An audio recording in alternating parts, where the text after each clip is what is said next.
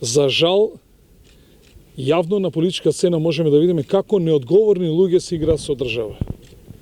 Имаме законодавна, извршна, судска и локална власт. Ова е класично загрозување на една власт, а тоа е локалната власт, во конкретниот случај општина Карпош.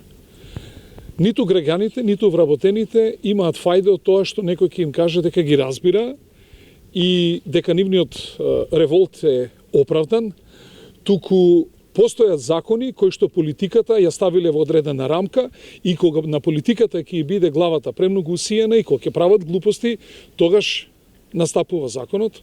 За жал, никој не го почитува законот и обврската на општина Карпош, на советот на општина Карпош, на председателот на советот на 31.12. да донесе или буџет или да донесе одлука за временно финансирање.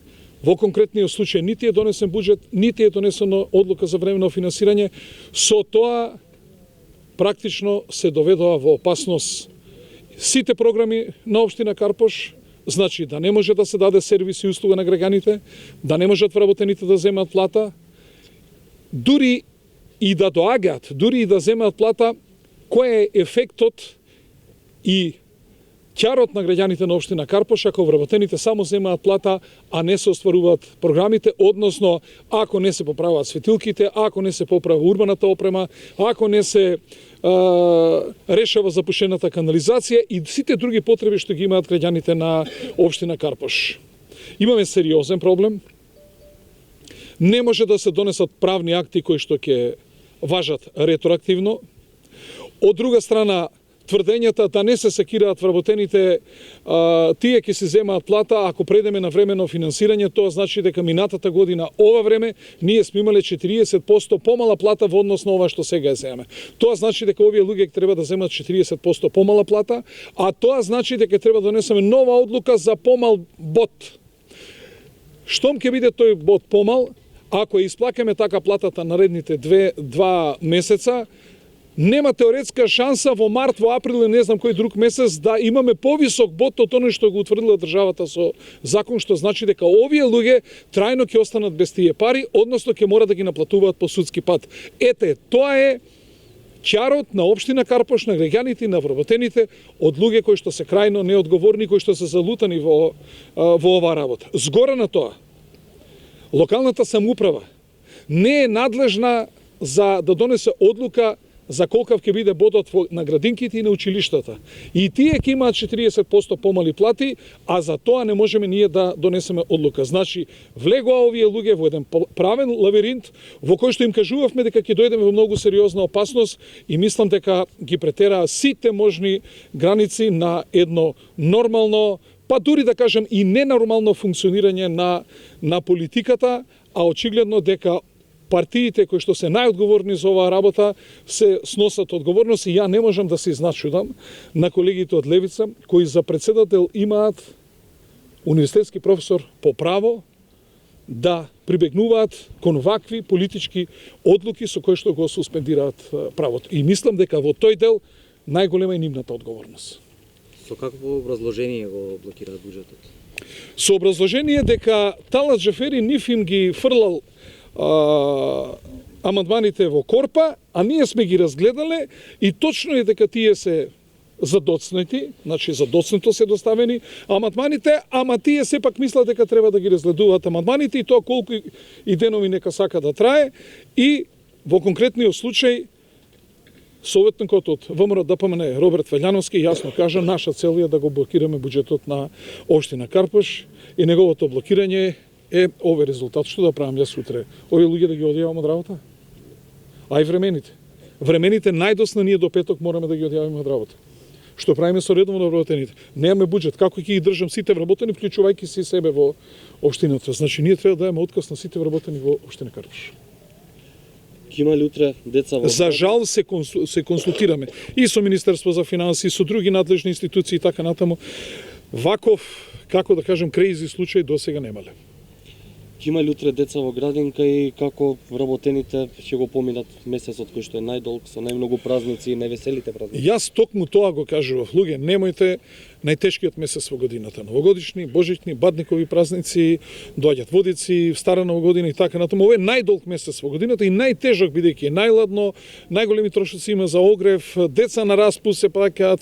Значи да не го правиме ова на ваков најнесоодветен начин, да не им ја честитаме новата година на граѓаните на Карпош. Вака рекоа, нас овој ризик не е пресметан. Прашавте што значи И од Левица и од ВМРО рекоа дека овој ризик нив им бил пресметан. Ви појасниле што значи пресметаниот ризик? Сака да кажат политичкиот ризик и последиците од ова и уште една многу битна работа. Морало да има колатерална штета. Ова е колатералната штета што тие ја прават. И јас само сакам да кажем дека да ми кажат сега, пошто претежно завршуваат кај Мерко и на други места купуваат како се вика дипломи, да кажат сега како ретроактивно ќе донесеме одлука за да функционира буџетот на општина Карпош и како овие луѓе и сите обврски што ги има општина Карпош ќе ги плати. Како го гледате излезот? Јас прво излезот го гледам, мора да се соберат советниците и мора да донесат одлука за изгласување на буџет. Во сета ова лоша работа има една добра, тоа што е седницата прекината, не е завршена. И да побараме како може надлежните државни институции да ни прогледаат низ прсти. Ако може, ако не може, Повлекување на мандат? ако не може, Господ на помош нека му е на председателот на совет. А евентуални повлекување на мандат? Ама што, како да публикуваме кога не се ненавремени? Значи, ако ние расправаме за амандманите, ако ти имат правно дејство, амандмани кои се ненавремено, правиме кривично дело. Како може ние, не сме певачко друштво. Како е тој однос да вие константно не верувате на службите кои се професионалци во оваа работа, а се верувате на квази советниците од партијата, наводни правни тимови и така натаму и така натаму. Мислам, апсолутно ова нема логика. Значи, овие луѓе 24 сата живеат со проблемите за кои што се едуцирале и за кои што во практика ги практицираат секој ден. И ти константно да тврдиш дека тоа не е така, ќе се јавиш на телефон у партија, ќе ти кажат не е тоа така, вака е, и тера еве ги сега последиците. Последно прашање, какво е расположението помеѓу вработените и дали има некакви коментари за целата ситуација? Морам да кажам дека вработените до 31.12 со неверица го гледа ова. Дури лага им се чинише дека доволку будали луѓе може да има. Меѓутоа, очигледно дека ѓаволот ја однел шегата и сме дојдени во една ситуација во која што се загрозени не само нивните плати, загрозени им се на луѓето и работните места. Ако ние ги одјавиме луѓето бидејќи се државни службеници, како после ќе продолжат да работат, како ќе ги пријавиме? Значи, тотален хаос направија на една многу битна власт, а тоа е локалната власт. Локалната власт е најбитна власт затоа што е најблиску до граѓаните и зашто ги решава нивните секојдневни проблеми. Која одржува хигиена? Ај погледнете овде дали ќе најдете едно хартивче. Кој држува хигиената? Кој ги поправа светилките? Кој ќе се запушат канализациите пред згради, кој иде да копа да ги поправа? Кој ги права фасадите? Кој им дава на децата, не знам, плаќа ужинки, стипендии, све тоа се прекинува. Возачки дозволи, едно друго, се.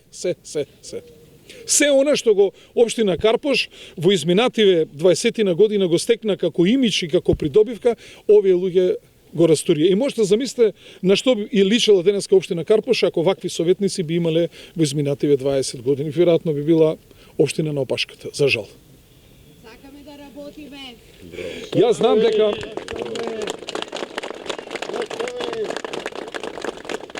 над 65.000 граѓани ги сервисираат овие луѓе од општина Карпош. Над 15.100 предмети за легализација. Овие луѓе ги решаваат, градежни дозволи, проблеми со урбанизмот и така натаму се ги вршат работите и ние сме биле водечка општина. За жал, некој се труди ова општина да ја претвори во општина која ќе оди ке назадува. За жал, ова општина некогаш делеше совети на друга општина. За жал, кога се применуваа нови законски решенија, секогаш од другите наши колеги биле прашања до нашите вработени раководители на сектори, секретари и така натаму да им дадат појаснување или евентуално како тоа ние го спроведуваме законот за да можат и тие да го спроведат. Значи ние сме биле пример и прототип на општина како треба да функционира локалната самоуправа.